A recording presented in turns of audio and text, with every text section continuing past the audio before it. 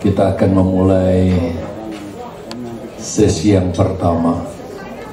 Tentunya berterima kasih kepada Tuhan Yesus, Kepala Gereja, yang memungkinkan kita bisa ada sebagaimana kita ada pada malam hari ini, sore hari ini.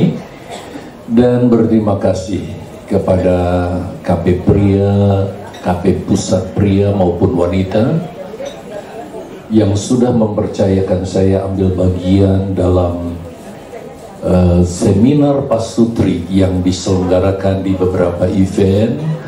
Pertama, saya sudah melayani di zona Jawa yang diadakan beberapa waktu yang lalu di Semarang, dan yang kedua di tempat ini, dan menyusul 2 minggu mendatang di zona Sulawesi di Makassar. Nah, saya ingin membahas tentang tema ini.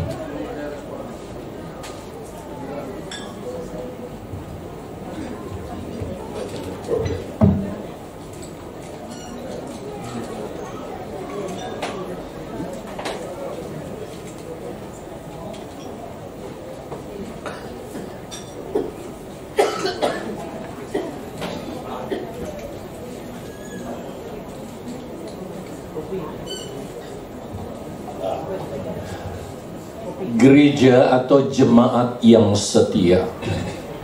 Kenapa saya mengangkat tema ini? Karena kalau saudara melihat, berbicara tentang pemulihan keluarga itu meliputi banyak aspek.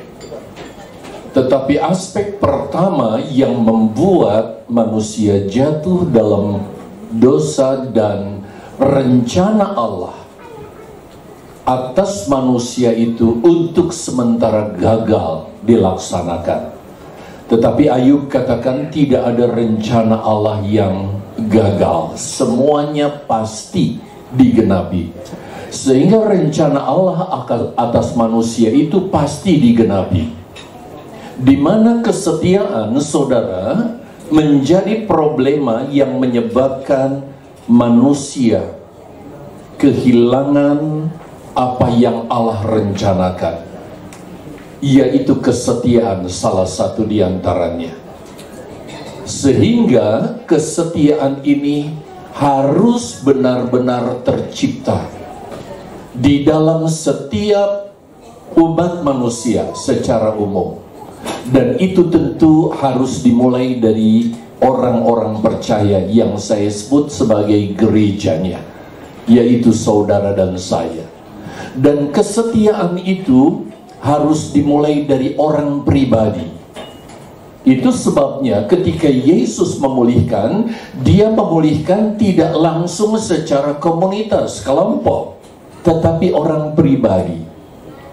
Lalu orang pribadi itu membangun rumah tangga, di mana rumah tangga itu harus dijalankan dengan setia, karena institusi pertama yang Allah dirikan bukan negara dan bukan juga gereja, tetapi keluarga.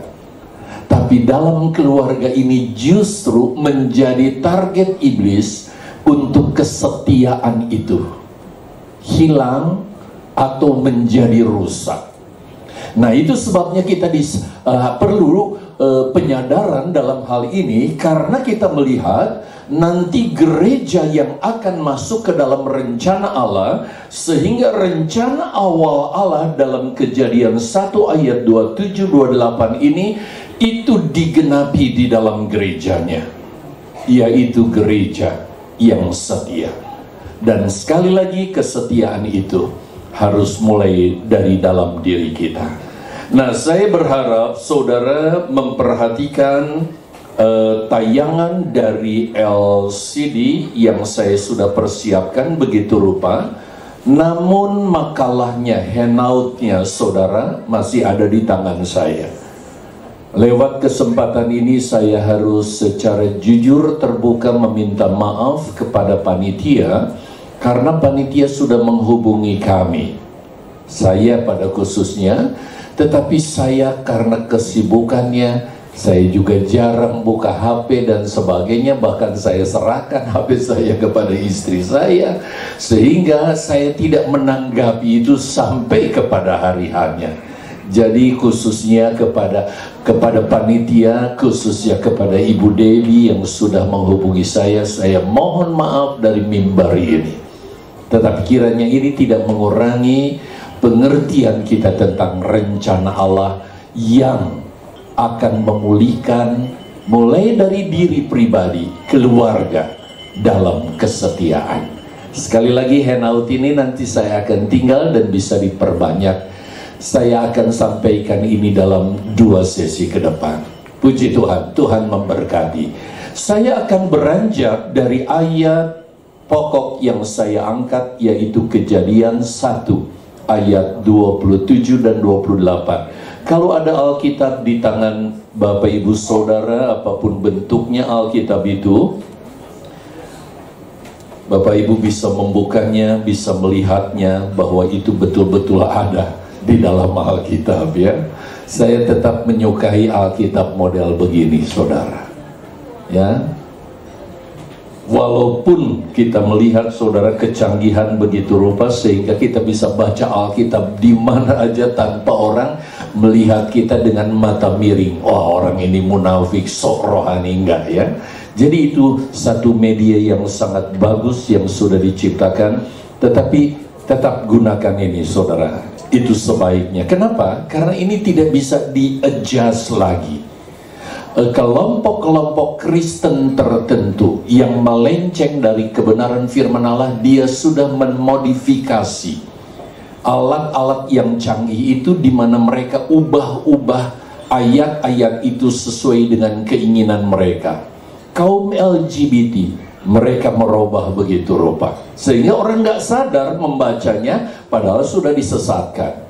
Demikian juga pengagung Yahweh dan sebagainya, saksi Yehova dan ajaran-ajaran lain. Jadi kita harus hati-hati. Lebih baik gunakan tetap Alkitab model begini. Semua bilang amin. Amin. Yuk kita perhatikan ayat ini. Maka Allah menciptakan manusia itu menurut gambarnya.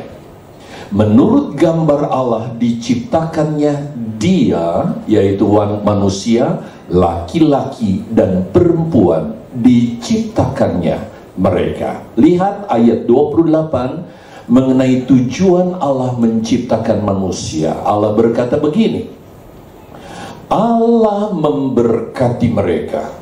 Lalu Allah berfirman kepada mereka, kepada pria dan wanita, beranak cuculah dan bertambah banyak, penuhilah bumi dan taklukkanlah itu, berkuasalah atas ikan-ikan di laut dan burung-burung di udara, dan atas segala binatang yang merayap di bumi.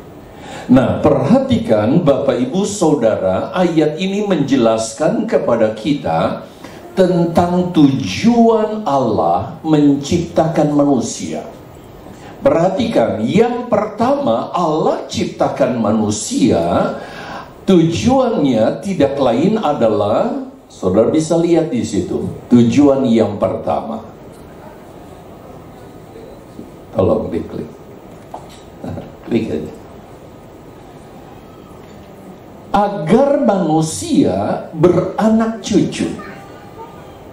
Jadi Allah ciptakan Adam dan Hawa supaya mereka memiliki anak, lalu anak mereka memiliki cucu, cucu mereka memiliki cicit, cicit mereka memiliki seterusnya. Saya nggak tahu lagi istilahnya, apalagi sudah sampai ke generasi abad 21 kita ini, hubungannya dengan Adam istilahnya apa? Paling simpel, keturunan Adam. Selain itu, manusia harus bertambah banyak.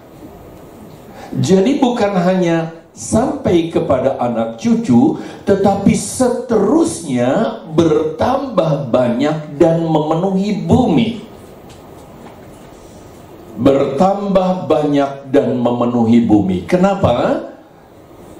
Perhatikan, tadi sudah betul, sebab Allah ingin supaya bumi ini dipenuhi oleh manusia yang sekualitas dengan Adam dan Hawa.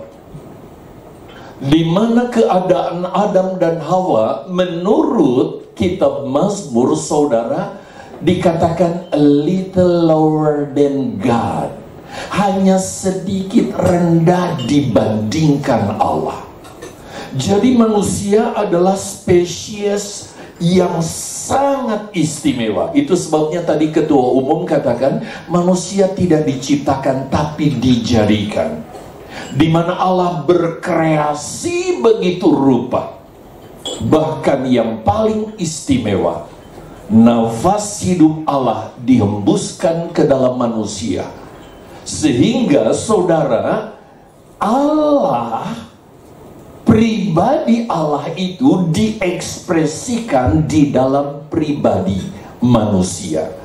Jadi Allah, saudara, menciptakan manusia supaya manusia itu menjadi penguasa di atas bumi. Itu sebabnya Bapak Ibu Saudara, manusia dijadikan hanya sedikit lebih rendah dibandingkan dengan Allah. Kalau kita mempelajari sedikit kitab Daniel, mungkin saya nyimpang sedikit, bukan menyimpang sih.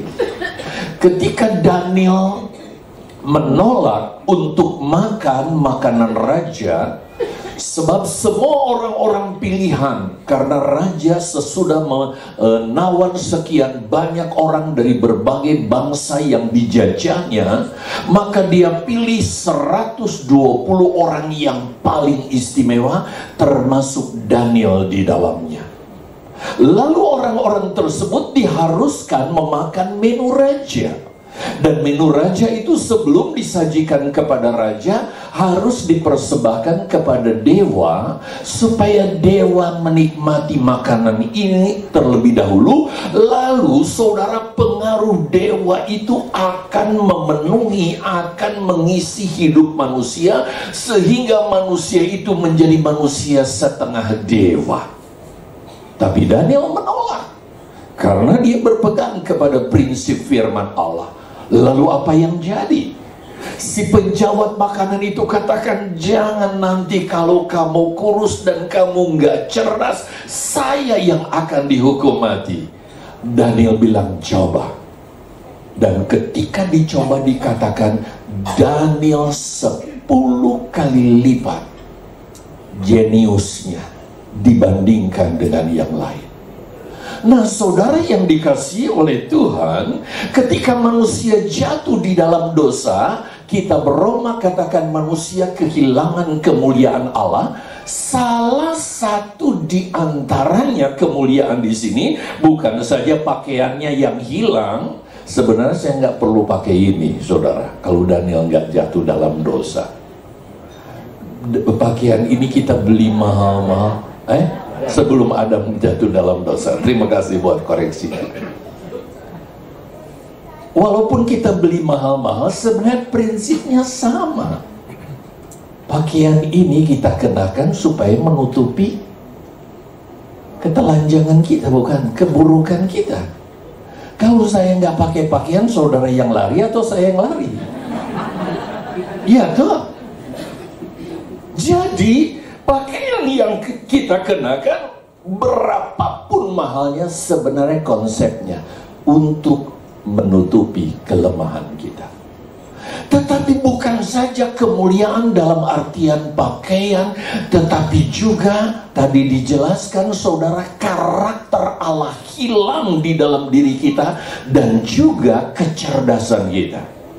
Ada ilmuwan berkata begini, kalau kita ketemu orang-orang yang jenius, mereka hanya mengoptimalkan kemampuan otak mereka hanya 9-10%. Jadi kalau kita ketemu orang jenius, sebenarnya mereka hanya mengoptimalkan saudara kemampuan mereka 9-10%. Saudara bayangkan kalau manusia nggak jatuh dalam dosa, kemampuan pikirnya, kecerdasannya seperti Adam dan Hawa sebelum jatuh dalam dosa, saya yakin manusia bisa melakukan rencana Allah.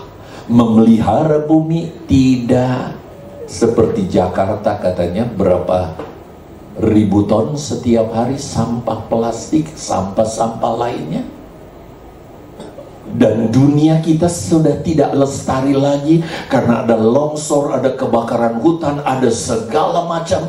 Itu dikarenakan ketidakmampuan manusia dalam mengelola bumi ini.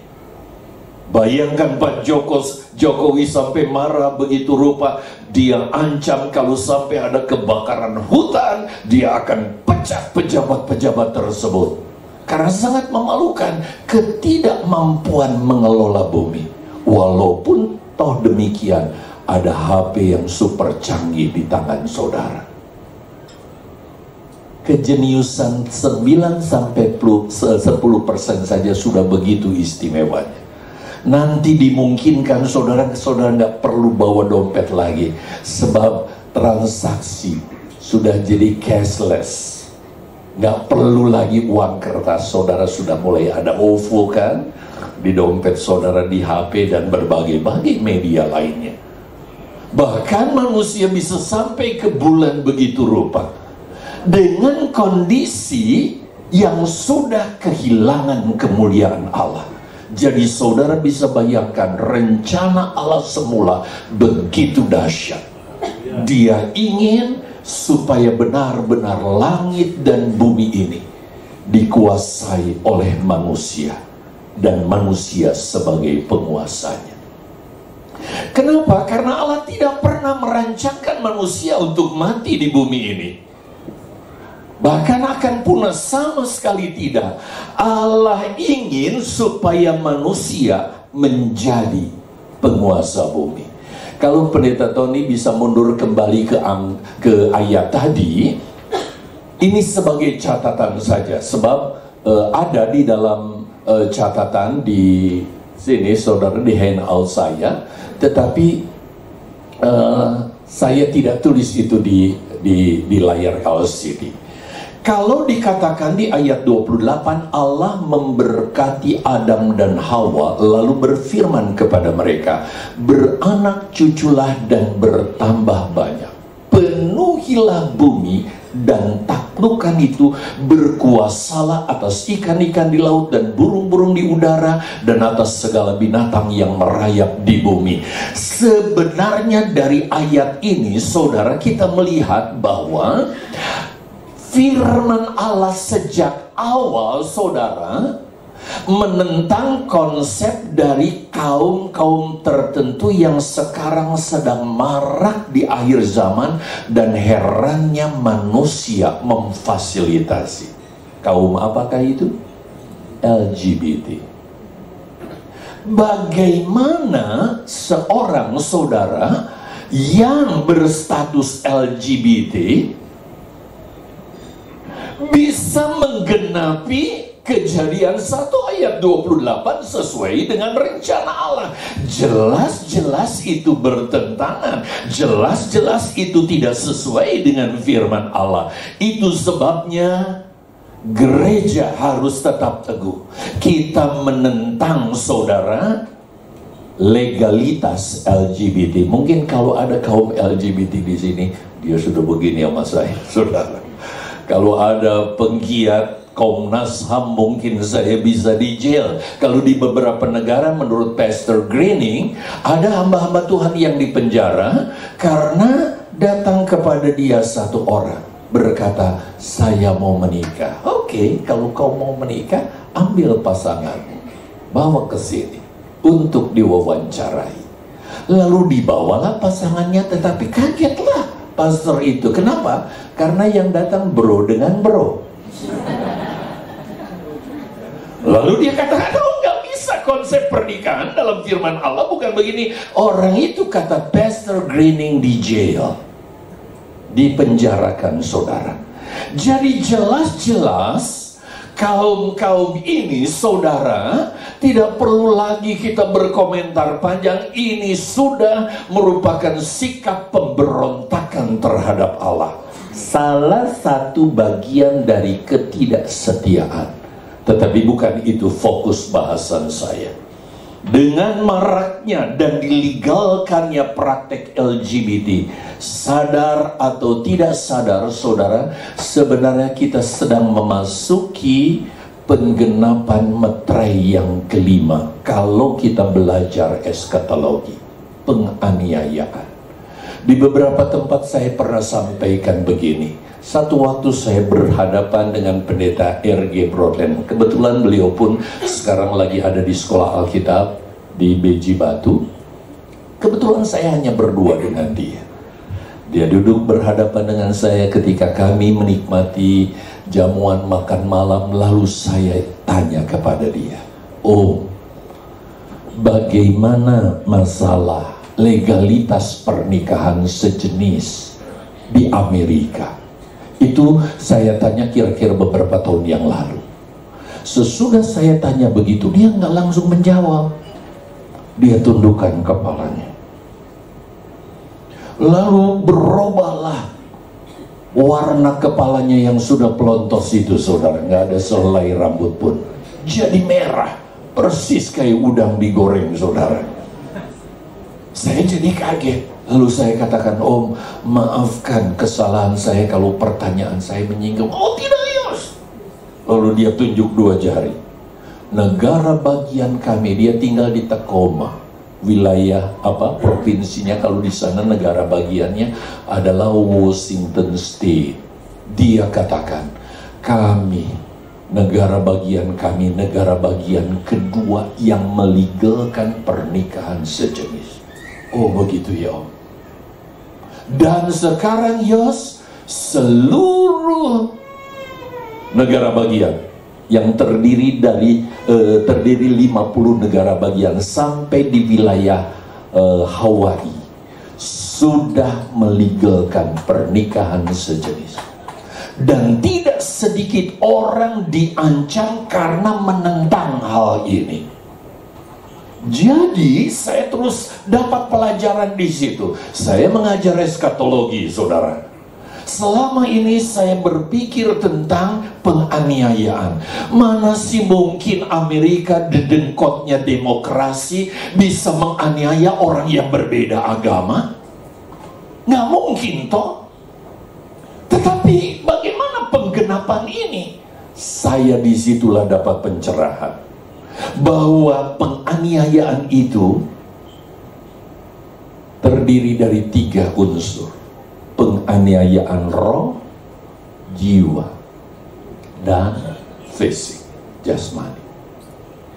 Sebenarnya ketika ini dilegalitas, Bapak Ibu Saudara sekalian, yang pertama-tama teraniaya kalau saudara benar-benar berdiri di atas firman Allah adalah hamba-hamba Tuhan.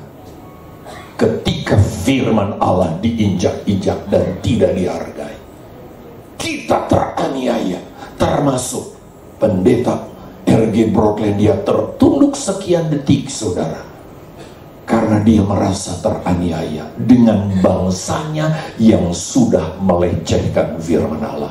Soal penganiayaan jiwa Indonesia sudah lama, saudara, sebab kita salah satu dari kaum yang disebut minoritas. Saya baru dapat di WA saya satu tayangan jemaat di daerah Sumatera, ya, Pekanbaru, di Ilir apa itu.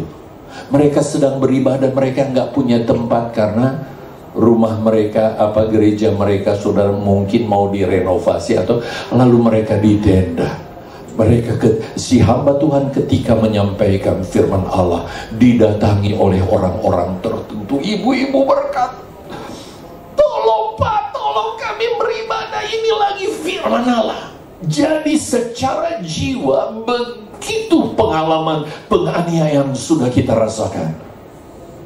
Saudara-saudara kita di tempat-tempat yang lebih ekstrim, mereka mengalami penganiayaan fisik.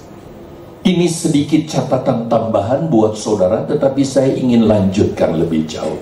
Sekarang perhatikan saudara, bagaimana manusia gagal dan apa penyebab kegagalan sehingga rencana Allah yang begitu mulia di dalam diri manusia itu menjadi gagal. Nah, pada umumnya kita tahu bahwa Adam dan Hawa gagal menggenapi rencana Allah yang begitu mulia karena salah satu yang perlu dipulihkan. Karena apa yang diwariskan oleh Adam dan Hawa itu juga diwarisi oleh banyak orang, yaitu ketidaksetiaan.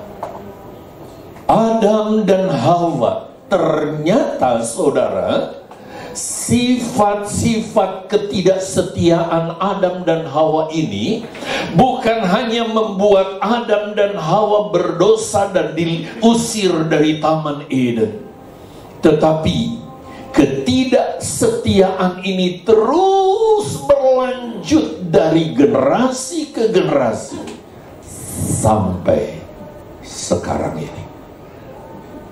Sampai di generasi sekarang ini terus berlanjut. Itu sebabnya kalau kita lihat saja dari perjanjian lama, yuk sejenak kita melihat ke perjanjian lama. Perjanjian lama diawali dengan kitab Kejadian, di mana Kejadian dipertontonkan oleh Adam dan Hawa ketidaksetiaan. Bayangkan Allah memperagakan, mungkin saudara, sebab Allah kan setiap sewaktu-waktu menurut firman Allah datang ke Taman Eden untuk bersekutu dengan manusia, sehingga manusia bisa bertatap muka langsung dengan Allah, bahkan bisa berinteraksi secara langsung dengan Allah. Begitu rupa mungkin Allah peragakan itu. Lihat, semua pohon disediakan, boleh kamu makan sepuasnya. Jadi manusia nggak diciptakan untuk bekerja. Kalau saudara lihat konteksnya ke pasal 3 kitab Kejadian, manusia disuruh kerja setelah berbuat dosa, di mana tanah menjadi tandus, bahkan ditumbuhi orak-duri. Disitulah manusia harus bekerja berpeluh katanya untuk mendapat makanannya. Konsep awal, Allah hanya menyuruh manusia memelihara bumi. Semua kebutuhannya Allah sediakan, tapi Allah beri catatan, 2 pohon yang ada di tengah, pohon pengetahuan baik dan jahat, dan yang kedua pohon kehidupan, jangan kamu makan, sebab kalau saat itu kamu makan, kamu akan mati. Dia ingat 1 hari, 2 hari, 3 hari, 4 hari, datanglah si ular itu. Dan saudara, manusia menunjukkan ketidaksetiaannya, sehingga mereka diusir dari Taman Eden. Itu jelas dicatat di dalam kitab Kejadian pasal 3 ayat yang ke-24. Namun yang menarik saudara, menutup kitab Perjanjian Lama, kasus Adam dan Hawa ini justru yang diangkat, yaitu tentang ketidaksetiaan. Yuk kita tengok saja bagian itu. Maleakhi pasal yang kedua ayat yang ke-15. Saya langsung ke sana. Tapi menarik kalau saudara melihat perikopnya, bagaimana Allah memarahi umatnya begitu rupa sehubungan dengan ketidaksetiaan. Maleakhi pasal yang kedua, kalau saudara lihat perikopnya, dimulai di ayat 1, murka Tuhan terhadap para imam, disusul kepada perikop yang kedua, Tuhan memarahi Israel karena apa? Tidak setia. Kawin campur, lalu lakukan perceraian. Kalau sekarang, wah, dijejer lagi perselingkuhan dan berbagai-bagai hal lain. Coba kita datang saja langsung ke ayat yang ke-15. Saya baca ayat 14. Dan kamu bertanya, oleh karena apa? Oleh sebab Tuhan telah menjadi saksi antara engkau dan istri masa mudamu yang kepadanya engkau telah tidak setia. Siapa di antara kita ketika menikah kita tidak berjanji? Dan perjanjian kita bukan hanya sekedar kita ucapkan kepada partner kita yang kemudian jadi istri atau suami kita. Dan kita berjanji bukan hanya kepada Bapak Gembala yang memberkati kita, keluarga yang hadir, bahkan jemaat yang hadir. Tetapi ada saksi di mana ketika kita berjanji itu, kita berjanji kepada Tuhan. Dan perjanjian pernikahan itu bukan promise, tapi covenant. Satu konsep perjanjian yang walaupun kita membatalkan kalau tetangga sebelah pergi ke KUA lalu dapat surat saudara, tetapi di mata Tuhan walaupun mereka udah berpisah bahkan sudah menikah lagi, mudah-mudahan ini saya sampaikan di sesi ketiga kalau ada sesi ketiga. Di hadapan Tuhan mereka tetap satu karena perjanjian itu perjanjian yang tidak bisa dibatalkan kecuali oleh maut. Tetapi pada umumnya kita melihat banyak yang kita perlu pemulihan. Itulah sebabnya saya memilih tentang ketidaksetiaan ini. Dari banyak item yang sebenarnya kita bisa angkat, yang sebenarnya kita bahas. Nah, jadi sekarang kita lihat ke ayat 15. Apa tujuan Allah dalam sebuah pernikahan walaupun rencana Allah sudah gagal dalam pernikahan yang Dia adakan di Taman Eden itu? Karena manusia tidak setia. Coba kita lihat ayat 15. Bukankah Allah yang esa menjadikan mereka, yaitu suami dan istri, pria dan wanita, daging dan roh? Dan apakah yang dikehendaki kesatuan itu? Apa yang Tuhan inginkan kesatuan dalam pernikahan itu? Mari jawab bersama-sama. Dan apakah yang dikehendaki kesatuan itu? Keturunan ilahi. Kira-kira keturunan secara lahiriah dari anak-anak yang Tuhan karuniakan kepada kita, kita sudah bina mereka menjadi manusia ilahi atau tidak? Itu juga sebuah tanggung jawab. Kita bisa khotbah di mimbar, tapi anak kita berantakan gak karu-karuan, saudara.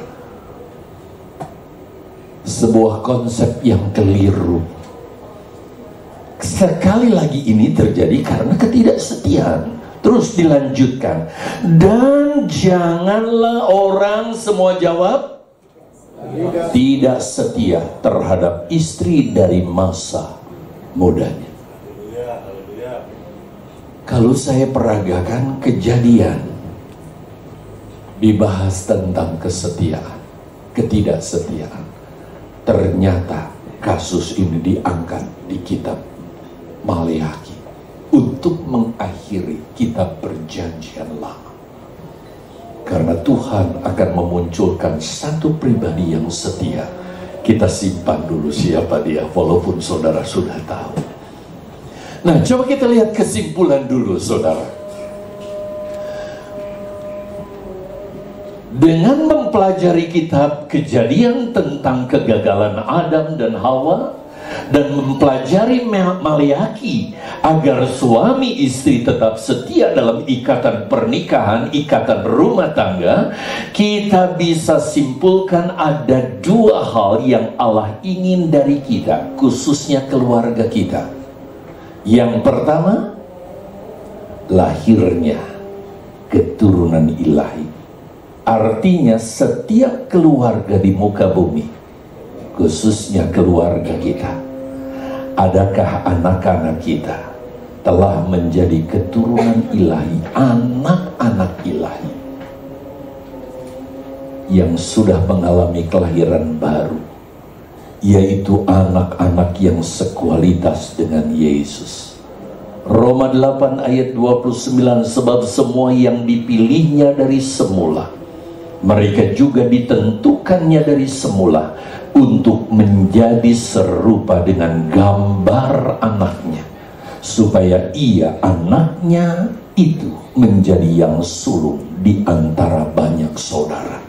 Jadi karya Yesus menyelamatkan kita supaya kita yang sudah kehilangan image Allah itu, gambar Allah, citra diri Allah itu, sedikit demi sedikit dipulihkan sehingga kita menjadi seperti Dia. Karena sekali lagi rencana yang gagal di Taman Eden itu akan digenapi oleh gereja di akhir zaman. Yang kedua, perhatikan, kerinduan Allah memenuhi bumi dengan keturunan ilahi ini nggak berhenti, saudara. Walaupun kalau kita lihat sekarang keturunan umat manusia begitu lupa. Nggak usahlah kita daftarkan, pada umumnya kita sudah tahu daftar dosa apa yang dilakukan. Dan yang sangat miris, saudara, dan itu dilakukan oleh mereka yang di luar Kristus. Tetapi justru kita dipertontonkan dengan orang-orang yang notabene adalah anak Tuhan, tetapi melakukan hal yang sama seperti yang dilakukan oleh orang-orang dunia. Betul-betul kita membutuhkan pemulihan, mulai dari orang pribadi, lalu di dalam kita membangun rumah tangga keluarga. Betul-betul itu kita lakukan sesuai dengan konsep Allah. Jadi kerinduan Allah dalam Kejadian 1 ayat 28 ini nggak pernah berhenti, saudara. Itu sebabnya ini sangat berkaitan erat dengan rumah tangga, dengan keluarga. Berikutnya, subtema berikutnya yang kita akan angkat adalah kesetiaan dalam rumah tangga. Kita akan memulai itu. Untuk menggenapi rencananya, yaitu rencana yang Allah gagas sejak awal zaman, Allah terus-menerus mencari orang-orang percaya yang setia dalam segala aspek kehidupan. Jadi perhatikan, Allah memperhatikan setiap orang percaya yang benar-benar setia. Bukan hanya di dalam keluarga, di mana istri setia kepada suami, suami setia kepada istri, tetapi dalam berbagai aspek kehidupan. Saudara yang dikasihi oleh Tuhan, setia sebagai gembala-gembala jemaat tentu setia dalam pelayanan, setia dalam doa, setia dalam ibadah bagi jemaat, setia dalam berbagai-bagai hal, termasuk saudara setia kepada pemimpin-pemimpin yang memang Tuhan sudah tetapkan. Kita harus belajar itu. Kalau memang Allah sudah pilih, tentukan ya kita setia sejauh dia tetap berjalan di atas kebenaran firman Allah, sampai kepada kesetiaan kepada pasangan yang sudah Tuhan tetapkan kita dalam pernikahan. Tetapi sekali lagi saudara, masalah kesetiaan ini sangat-sangat menyedihkan, karena ini bukan hanya kita lihat bagi mereka yang ada di luar Kristus, tetapi juga terjadi di dalam orang-orang yang notabene mengaku dirinya sebagai orang Kristen.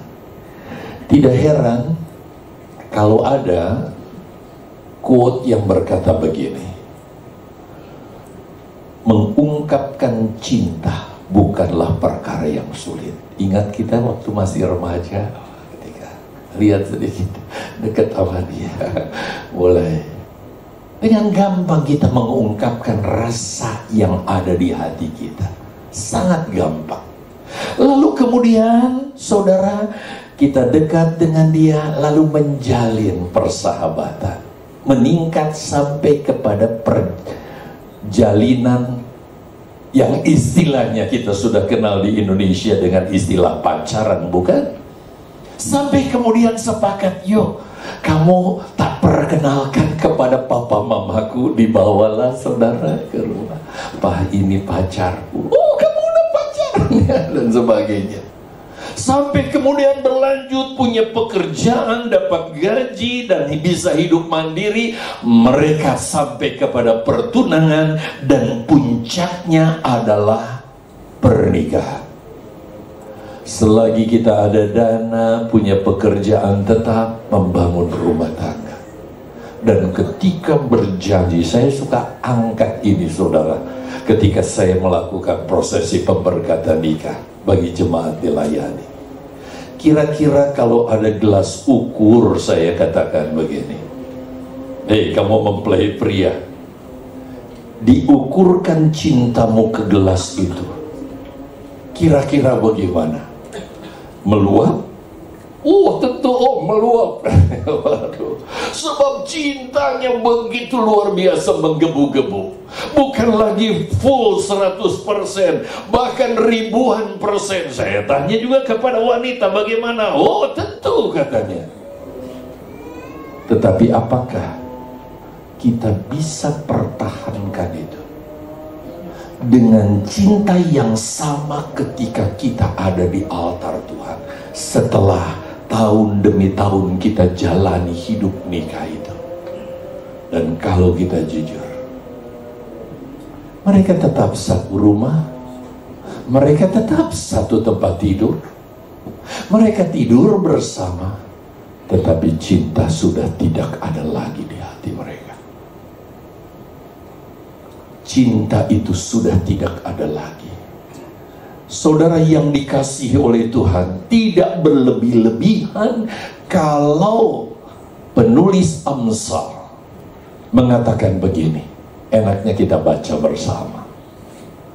2, 3. Banyak orang menyebut diri baik hati, tetapi orang yang setia siapakah menurut?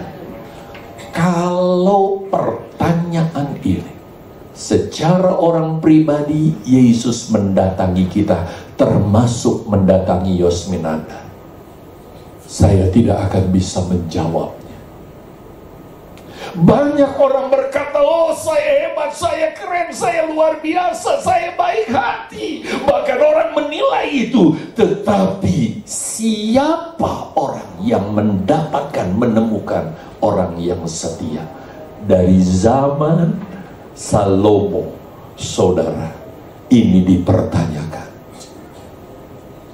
Bapak ibu saudara yang dikasihi Tuhan, sebab itu kalau kita pelajari pesan-pesan rasuli, apatah lagi pesan-pesan Yesus Kristus dalam kitab Wahyu, begitu banyak menekankan kesetiaan. Jadi sekali lagi saudara, kalau saya sampaikan pelajaran ini bukan berarti saya sudah mencapai sana kayak Paulus katakan. Sebab pedang yang sama juga sedang menghajar saya. Seperti para rasul menasihati, tetapi juga Yesus melakukan yang sama, berbicara atau menegur tentang kesetiaan. Karena apa? Karena inti kegagalan yang menyebabkan rencana Allah belum terlaksana, walaupun Yesus sudah memulainya di atas kayu salib, adalah karena ketidaksetiaan. Karena ketidaksetiaan. Sekali lagi, inilah yang Tuhan ingin lihat yang pertama-tama dalam kehidupan kita. Kalau kita tidak setia mempertahankan cinta kita kepada pasangan kita yang kita lihat dalam keseharian, tidak mungkin kita bisa setia kepada Yesus yang kita tidak lihat. Kita menjadi orang-orang yang hipokrit, saudara. Saya nggak mau bilang munafik ya, pakai bahasa yang sedikit keren. Oke, kita lanjut tentang kesetiaan ini. Kesetiaan, saudara, ini menjadi persoalan umum. Di satu sisi, kesetiaan adalah hal yang sangat dibutuhkan dan dicari. Sampai penulis Amsal katakan, banyak orang yang baik, banyak orang yang melakukan prestasi yang ini dan itu. Bahkan mungkin orang sebut dengan istilah karakternya baik. Tetapi mana orang yang setia itu? Demikian saudara, ini terjadi dalam semua aspek kehidupan.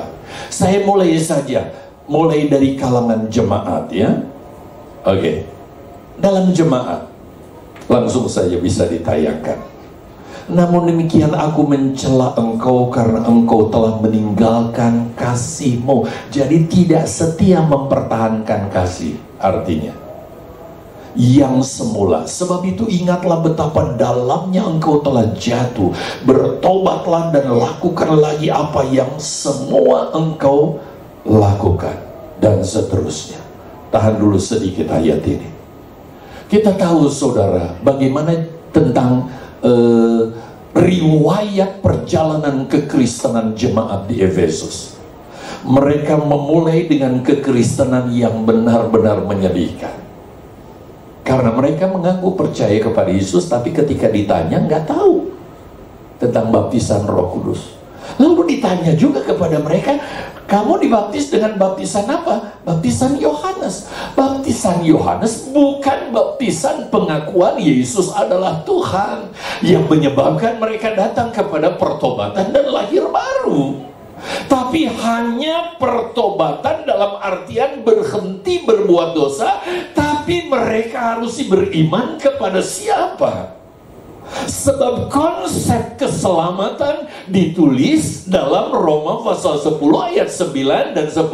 Barang siapa percaya dalam hati bahwa Yesus adalah Tuhan dan mengaku Dia adalah dibangkitkan karena Dia Tuhan, maka dia diselamatkan. Mereka belum melakukan itu. Paulus bina, sampai kemudian Paulus baptiskan. Luar biasa. Dari 12 orang mereka dibaptiskan, lalu penuh dengan Roh Kudus. Menjadi gereja yang dahsyat, saudara. Dicatat di dalam kitab Wahyu begitu rupa kegiatan mereka. Bahkan Petrus menjadikan Efesus sebagai home base dalam pelayanannya ketika dia ada di Asia Kecil. Dia pergi ke berbagai tempat untuk menginjil dan menjadi rumah kediamannya bukan Korintus sebagai jemaat yang dihadirikan, tetapi di Efesus. Tetapi kemudian melalui Rasul Yohanes diingatkan jemaat ini, seperti yang sudah kita baca, kehilangan kasih. Oke deh, kita jangan bicara dulu tentang keluarga. Kita perlu dipulihkan dalam motivasi pelayanan kita, dalam kesungguhan pelayanan kita. Lalu tujuan pelayanan kita itu apa? Adakah kita sudah mulai melenceng? Jadi kalau berbicara tentang hal umum mengenai ketidaksetiaan, kita baca saja dalam keadaan jemaat, saudara. Kita betul-betul jauh dari apa yang Allah rencanakan. Tapi sekali lagi, kita jangan pesimis, karena firman Allah ya dan amin, dan tidak ada yang gagal dari rencana Allah. Nanti kita akan lihat ending ini di sesi berikutnya, sesi kedua. Saya habisi bagian ini dulu, sebab sekarang kita pindah. Jangan jemaat dalam pelayanan sekarang, ya. Pada umumnya saudara sudah tahu, saudara, tidak sedikit orang dalam pelayanan kehilangan kesetiaan. Kalau kita membaca Kolose 4 ayat 14, Paulus menyertakan seorang bernama Demas dalam dia mengirimkan surat kepada jemaat Kolose. Tapi dalam Kolose 4 ayat 14, Paulus tidak menjelaskan status siapa Demas itu. Dengan lain kata, Dia hanya sebagai anak Tuhan dan dia mulai aktif, tapi dia belum punya status, sehingga tidak disinggung tentang apa yang dilakukan oleh Demas. Namun ketika dia menulis surat kepada jemaat berikutnya, yaitu bukan jemaat ya, kalau nama Filemon ini, dia seorang bos, saudara, ya. Dia seorang bos, di mana di rumahnya ada persekutuan jemaat. Lalu dia menulis surat sehubungan dengan Timotius yang dia temukan di penjara. Lalu dalam menulis suratnya, Paulus menyertakan nama Demas. Ternyata dia bukan jemaat yang statis. Di awalnya tidak disebut statusnya, tetapi waktu dia menulis surat kepada Filemon, dia sebut siapa Demas itu. Dia sebut sebagai rekan sekerja Paulus. Keistimewaan Paulus, saudara, kepada pembantu-pembantu yang jauh lebih rendah dari dia, dia katakan mereka adalah pelayan-pelayan Tuhan sama seperti aku. Juga Demas. Tetapi saya senang dengan Alkitab ini. Jujur, saudara, mana ada Alkitab seperti ini dari buku-buku yang mereka anggap suci dari berbagai agama. Ini paling jujur. Dia menerangkan siapakah Demas itu. Ketika dia menulis surat secara khusus kepada anak pribadi, anak rohaninya, dengan amat sangat dia meminta Timotius, Timotius segeralah datang menemui aku. Kenapa? Rupanya ada hal yang mendesak. Sebab tinggal Lukas yang menemani Paulus.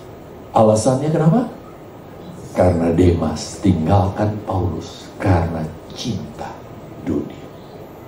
Orang bisa tidak menjadi setia, bahkan rela tinggalkan pelayanan karena dunia, ketidaksetiaan. Mungkin kita statusnya tetap gembala jemaat, jemaat makin bertambah, tetapi sebenarnya karena unsur-unsur dunia di mata Tuhan, Yos, kamu nggak seperti waktu kamu remaja menggebu-gebu ingin sekolah Alkitab. Saya kelas 2 SMA baru lahir baru, walaupun papa mama saya sudah GPDI, saudara, baru lahir baru. Tapi sesudah lahir baru saya datang kepada mama saya dan berkata, saya mau berhenti sekolah, saya mau pindah ke sekolah Alkitab. Lalu mama saya katakan, nah belajar dulu, selesaikan dulu. Enggak, saya langsung melari ke pastori, tinggal di pastori, saudara. Tapi mama saya bijak, rupanya dia temui ibu gembala, karena bapak gembalanya sudah dipanggil Tuhan. Dia katakan, saya nggak tahu skenarionya, saudara. Dia nasihati, jangan dikirim dulu tes apakah ini cuma semangat Coca-Cola begitu. Saudara tahu saya di TC berapa? 3,5 tahun. Di TC nggak lulus-lulus. Nggak tahu tujuannya karena saya bodoh atau bagaimana. Tapi akhirnya saya di sekolah Alkitab, ke sekolah Alkitab. Jadi kita melihat, saudara, bagaimana cinta yang mula-mula seperti ada di dalam jemaat Efesus pun itu bisa sirna karena ketidaksetiaan kita. Ini terus mengingatkan kita sekalian, saudara, apakah sekarang ini setelah kita dengan embel-embel status, saudara, tetapi sebenarnya kita sudah turun jauh dari ketika kita pertama-tama mengalami cinta yang mula-mula dalam kehidupan kita. Itu yang kita harus pertahankan sebenarnya. Tetapi yang pada umumnya sudah mulai hilang dalam kehidupan kita. Juga dalam pekerjaan. Pasti saudara, kalau saudara meminta ke sekolah Alkitab, kirim dong tenaga pengerja yang baik, yang setia. Coba kita lihat dalam pekerjaan. Termasuk saudara, dalam usaha-usaha lainnya, termasuk Perkara-perkara sekuler kita akan mencari orang, lalu kita wawancarai orang itu demikian rupa, karena kita ingin dapatkan orang yang bukan hanya pintar, punya kapasitas dan sebagainya, tapi juga punya komitmen, yaitu dalam hal kesetiaan. Contohnya yang tadi, Paulus tulis surat kepada Onesimus, saudara, kepada Filemon, karena dia ketemu seorang anak muda bernama Onesimus di dalam penjara. Tanya, ternyata dia pernah bekerja kepada tuannya yang bernama Filemon. Filemon mengangkat dia hanya karena belas kasihan, bukan karena kapasitas. Lalu setelah kerja dengan baik, saudara, ternyata Filemon ini melihat bahwa dalam diri Onesimus ada sesuatu yang baik. Dia percayakan sesuatu kepada dia. Tetapi setelah dia dipercaya, dia duduki satu jabatan, dia pegang keuangan, ternyata dia kerap, saudara, korupsi. Bahkan dia melarikan uang, kata tafsiran, saudara, sejumlah uang yang besar, sehingga dia harus dilaporkan, dan akhirnya dia dijebloskan ke penjara. Gak nanggung-nanggung, penjaranya begitu luar biasa, sampai sepenjara, sesel dengan Paulus. Dibina, terjadi perubahan hidup luar biasa. Lalu Paulus sampai memberi catatan, Filemon, tolong terima anak muda ini. Dia sudah berubah. Kalau dia pernah merugikan kamu, dan kamu ingin supaya dia mengganti uang yang dia sudah pakai, aku akan menggantikannya. Paulus berani jamin bahwa Onesimus sudah berubah. Saudara yang dikasihi Tuhan, jadi dalam segala aspek kehidupan manusia membutuhkan orang yang setia. Tetapi untuk menggenapi rencana Allah, saudara lihat ke sini, Allah ingin kesetiaan itu mulai dari rumah tangga. Mulai dari rumah tangga kita. Menurut survei berbicara tentang kesetiaan yang paling sulit ditemukan, bukan hanya dalam jemaat, bukan hanya dalam pelayanan, bukan hanya dalam pekerjaan, tetapi dalam rumah tangga. Sehingga kesetiaan sudah menjadi barang langka yang sulit untuk ditemukan dalam segala aspek hidup manusia, khususnya dalam rumah tangga. Biarlah ini jadi catatan, jadi peringatan buat kita. Dan yang sangat menjadikan justru ketidaksetiaan, apakah itu perselingkuhan, perzinahan, hubungan seks pranikah, hubungan seks yang dilakukan oleh para remaja pemuda, bahkan perceraian yang terbanyak justru di daerah kantong-kantong Kristen di Indonesia. Ini harus jadi catatan yang membuat kita miris. Apakah karena kita gagal dalam membina jemaat?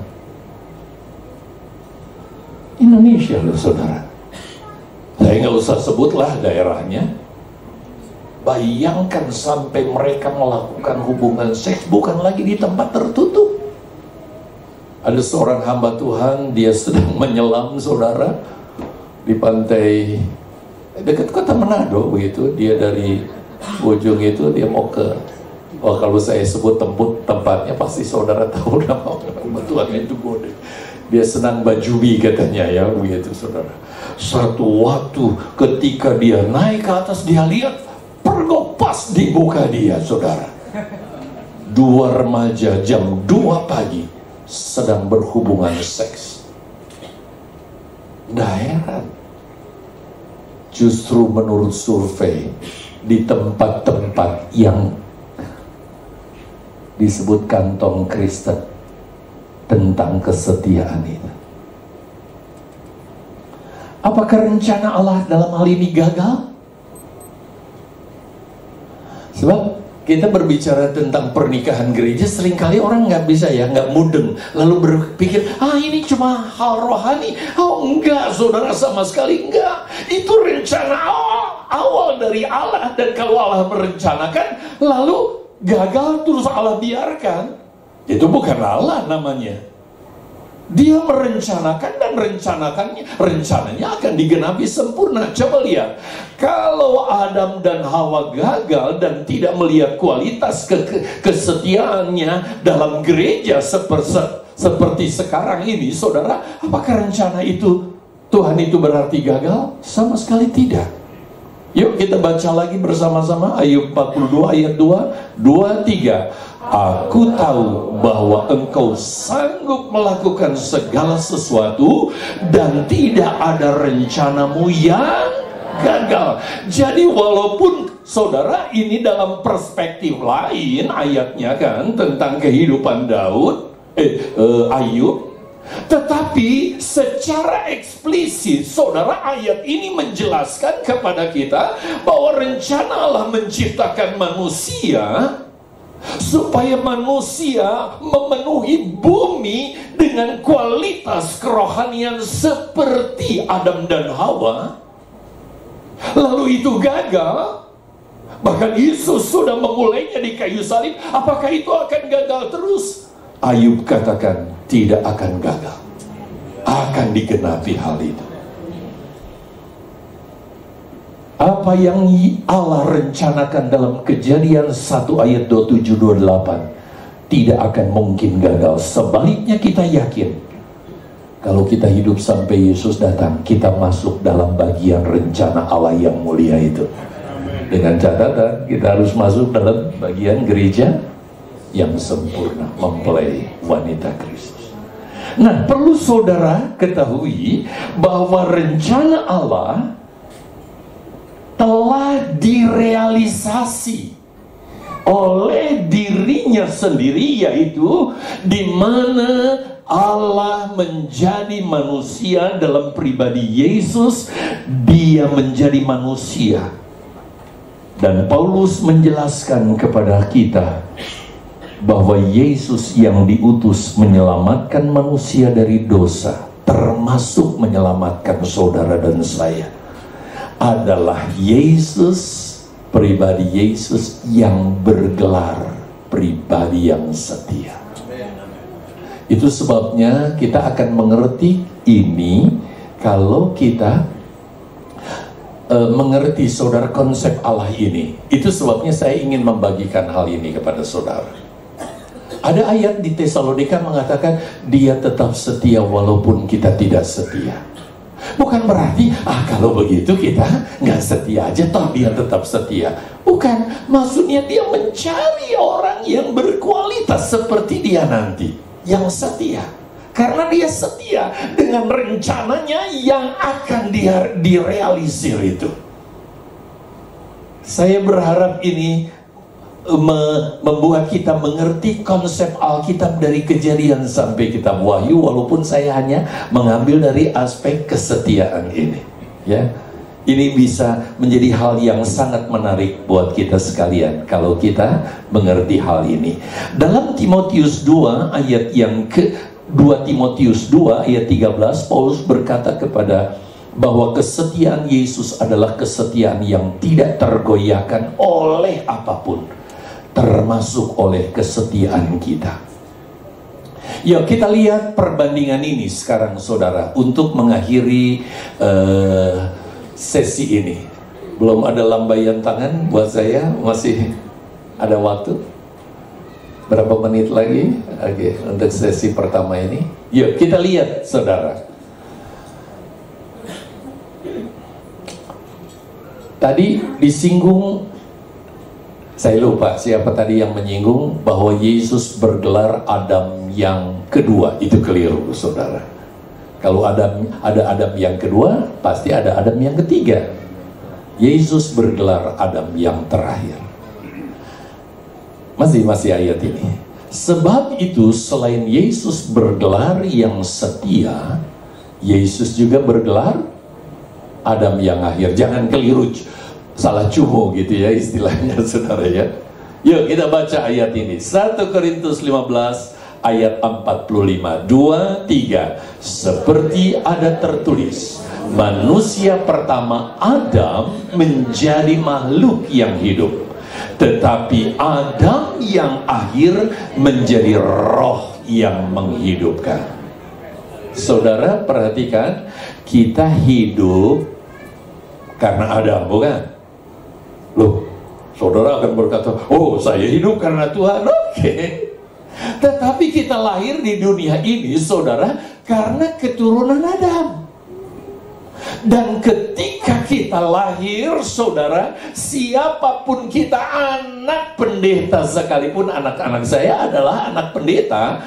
Perhatikan saudara, menjadi makhluk yang hidup. Mereka cuma hidup secara fisik, secara jiwani, tetapi rohnya belum bisa berkomunikasi dengan Allah.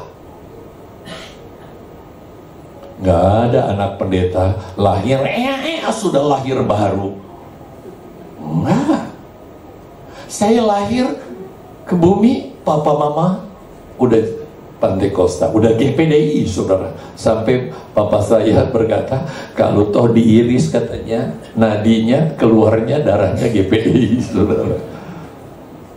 Dia pelayan Tuhan walaupun dia bukan full time, dia majelis jemaat, dia suka menyampaikan firman Tuhan saudara di ibadah-ibadah keluarga. Saya diajak, saya cuma main-main di halaman saudara dengan rekan-rekan anak lainnya sampai papa mama selesai pulang. Dari kecil saudara, 4 tahun kakak saya tuntun saya untuk membawa saya ke sekolah minggu. Dari ajaran guru-guru sekolah minggu saya mengerti keselamatan itu di dalam Yesus. Kalau guru sekolah minggu berkata, anak-anak, kalau anak-anak mencuri masuk neraka, masuk mana? Saya paling nomor 1, neraka. Oh, pinter Yos katanya. Padahal saya suka mencuri. Uang sekolah yang dikasih mama saya bilang hilang di jalan, saudara, padahal dipakai jajan. Berdusta dan segalanya. Saya hanya menjadi makhluk hidup, tetapi roh saya mati. Saya nggak bisa bayangkan kalau saya nggak ketemu Yesus di usia 16 dan alami kelahiran baru, lalu saya mati di usia 14-15, saya ada di neraka sekarang. Tapi bersyukur saya ketemu Adam yang akhir. Dia yang menyadarkan roh saya, yang menyampaikan firman Allah saat itu bukan seorang pendeta hebat. Karena saya lahir baru di kelas sekolah minggu, diajar oleh guru sekolah minggu yang gak pernah sekolah Alkitab. Dia belajar firman Allah secara otodidak. Ketika dia menyampaikan firman Allah, Roh Kudus berkata, Yos, inilah waktunya kamu ambil keputusan. Kalau kamu tidak ambil keputusan, kamu tidak akan selamat. Saat itulah saya berkata, Yesus, masuklah dalam hatiku. Aku menerima Engkau sebagai Tuhan dan Juru Selamat. Lalu guru itu, saudara, mengajak yang lain semua untuk berdiri. Saya satu-satunya yang berlutut. Ketika semua sudah selesai karena doa sudah amin, saya masih menangis sejadi-jadinya di kaki Tuhan. Guru itu mendatangi saya, memeluk saya. Puji Tuhan, kamu sudah diselamatkan. Sebab dia mendengar apa yang saya katakan, bahwa saya menerima dia.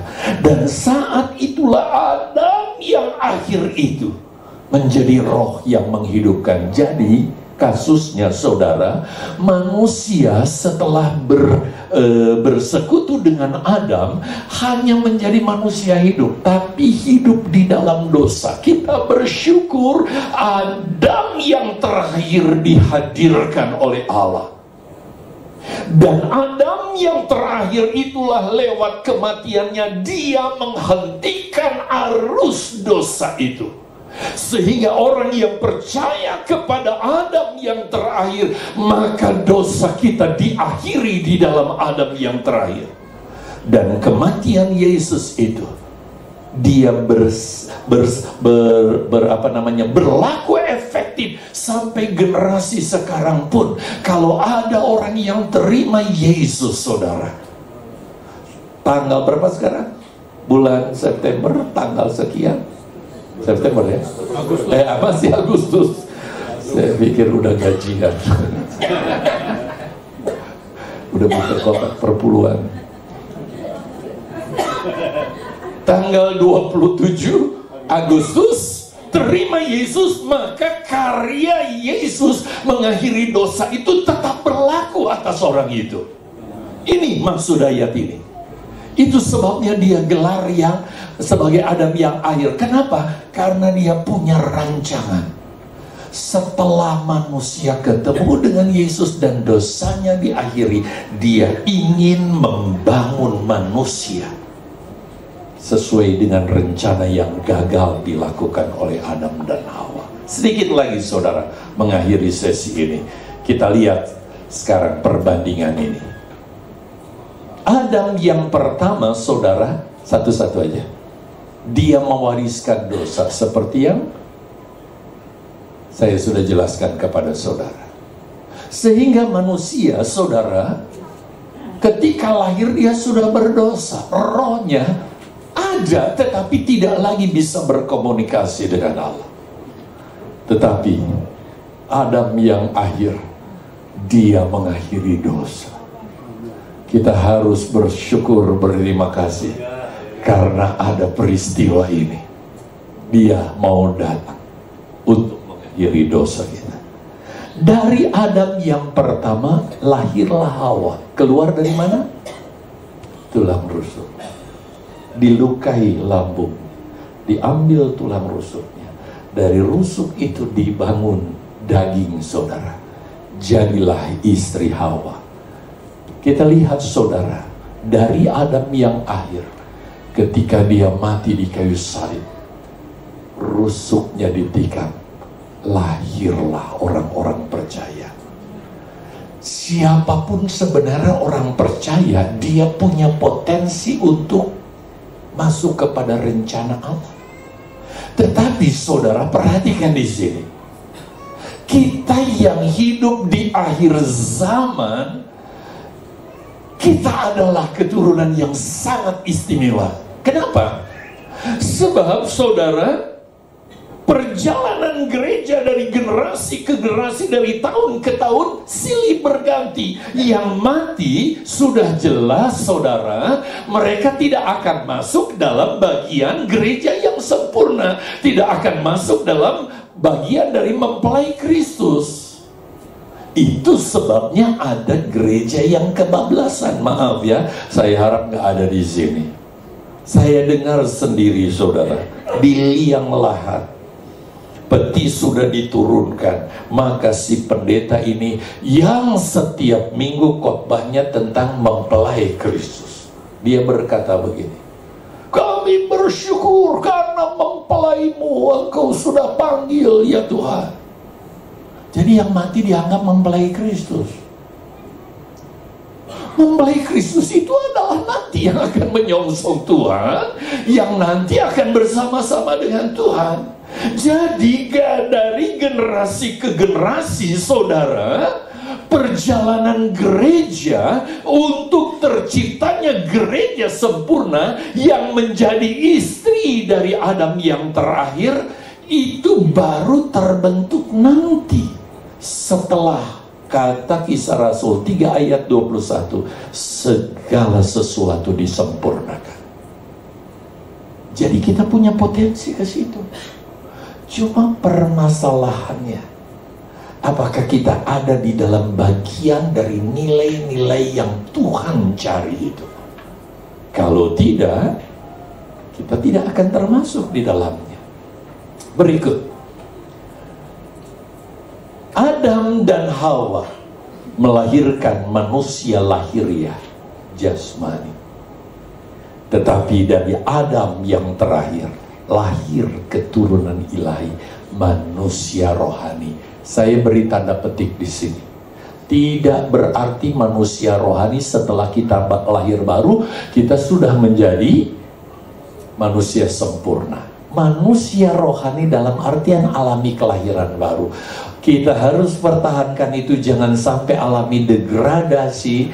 Salah satu di antaranya ketidaksetiaan. Nah, saudara yang dikasihi oleh Tuhan, problem kesetiaan. Jadi sebelum kita lebih jauh membahas tentang Adam yang akhir, saudara, problem kesetiaan, ternyata saudara, masalah ini menjadi pokok utama yang menghambat, sekali lagi yang menghambat bagi gereja dalam menggenapi rencana Allah. Coba kita lihat ayat ini, saudara. 2 Korintus 11 ayat 2 dan 3. Apa saya tulis ayatnya? Saya harap. Oke. Saudara lihat, saya membaca, saudara memperhatikan. Ini ungkapan Paulus sebagai seorang gembala. Kira-kira sebagai gembala jemaat yang menggembalakan sekian banyak jiwa yang Tuhan percayakan kepada kita, apakah hati kita pun seperti hati yang ada di hati Paulus? Sebab aku cemburu kepada kamu, kepada jemaat di Korintus. Kata kamu di sini ya, dengan cemburu ilahi, cemburu rohani. Kenapa? Karena aku telah mempertunangkan kamu kepada satu laki-laki untuk membawa kamu sebagai perawan yang suci kepada Kristus. Ini rencana Allah. Dia mendapatkan gerejanya, jemaatnya yang digambarkan seperti perawan yang betul-betul setia mempertahankan kesuciannya. Maaf ya, bukan kesucian dalam hal bicara tentang kesetiaan, menjaga status kita kesetiaan. Kalau suami tetap setia kepada istri, istri tetap setia kepada suami. Kalau bujang, saudara, dia setia dengan kebujangannya. Karena sekali lagi, konsep hubungan seks di pandangan Allah itu kudus, asal dilakukan di mana? Di kemah pernikahan. Jadi hubungan seks bukan sesuatu yang najis, kotor, jahat. Kalau jahat, kenapa Allah kasih organ seksual dalam diri manusia? Dan kalau jahat, kenapa Tuhan beri libido kepada manusia? Gairah seksual. Karena Allah punya rencana. Hubungan seksual kudus, mulia, dan indah, saudara, kalau itu diselenggarakan, dilakukan di dalam kemah pernikahan dan dilakukan dalam kesetiaan. Itu. Tetapi yang terjadi dengan jemaat Korintus seperti ini. Coba kita lihat ayat ketiga. Tetapi aku takut, sebelaku gembala jemaat, Paulus takut, kalau pikiran kamu disesatkan dari kesetiaanmu yang sejati. Ini yang Tuhan cari, kesetiaan yang sejati kepada Kristus. Sama seperti Hawa, sudah diberi wawasan begitu rupa, tapi nggak setia. Diperdayakan oleh ular itu dengan kelicikannya. Kalau kita lihat latar belakang jemaat di Korintus, saudara, jemaat itu adalah jemaat yang kondisi moralnya rusak. Sebab di jemaat Korintus, saudara, memang ada orang Yahudi. Itu sebabnya ada yang disebut kelompok Petrus, karena mereka hanya mengidolakan Petrus. Ada kelompok Paulus, karena mereka adalah orang yang dimungkinkan dimenangkan oleh pelayanan Paulus. Ada kelompok Apolos, dimungkinkan itu orang-orang muda, karena Apolos seorang hamba Tuhan muda yang energik dan luar biasa. Dan ada kelompok Kristus, orang-orang yang sok rohani tapi mereka nggak sadar sudah membentuk kelompok sendiri. Nah, secara umum Bapak Ibu Saudara yang dikasihi Tuhan, mereka sebelum kenal Kristus, mereka sangat mengidolakan Dewi Cinta orang Yunani, yaitu Dewi Cinta yang mereka sebut Aphrodite. Mereka membangun kuil cinta di gunung yang disebut Gunung Acrocorinthus. Dan di gunung itu, saudara, ada kuil khusus untuk Dewi Aphrodite dengan patungnya. Dan di kiri kanannya ada asrama ditempati oleh wanita-wanita yang bergelar Hirdauli, di mana wanita ini datang untuk melayani pria-pria untuk menyembah Dewi Cinta dengan cara melakukan hubungan seks di depan patung itu. Jadi kondisi mereka, saudara, berbicara soal moral, dari anak remaja yang sudah dilegalkan untuk bisa menyembah Dewi Cinta, Dewi Aphrodite, sampai kakek-kakek. Mereka berjalan di waktu tertentu. Kek, mau kemana kek? Kek gunung Acrocorinthus, ngapain kek? Dewi Cinta. Hubungan seks. Tapi di tempat yang begitu mengerikan kondisi moralnya, Paulus pergi dan memenangkan mereka. Mereka dibawa kepada pengenalan kepada Kristus, disucikan menjadi baru karena Injil Kristus, dan oleh urapan Roh Kudus mereka menjadi manusia baru. Sampai Paulus nilai kekristenannya, kerohaniannya seperti perawan yang suci. Soal masa lalu, saudara, di zaman Zailia, Tuhan lupakan mereka, dijadikan manusia baru. Tetapi Tuhan tuntut kesetiaan. Tapi selaku seorang gembala, ada perasaan yang begitu menakutkan dalam diri Paulus tentang kesetiaan ini. Kenapa? Karena rencana Allah itu harus tergenapi. Saya yakin, saudara, untuk jemaat Korintus masa itu, ayat ini tentu tidak akan jadi kenyataan karena mereka sudah mati semua. Tetapi secara perspektif, kalau ayat ini diangkat dan diperdengarkan bagi kita yang hidup di akhir zaman, tidak ada pilihan buat kita. Kita harus setia seperti yang dikatakan firman Allah. Kita harus setia. Karena hanya gereja yang setialah yang akan ketemu dengan laki-laki yang sudah dikhususkan itu, supaya Kejadian 1:27-28 itu digenapi di dalam gerejanya. Kiranya Tuhan menolong kita sekalian, saudara, untuk bagian pertama ini. Dan biarlah ini membuka wawasan kita, pengertian kita, betapa rencana Allah itu sangat luar biasa. Saya akan lanjutkan di sesi yang kedua. Saya akan ajak saudara tunduk kepala, kita merenungkan keberadaan kita.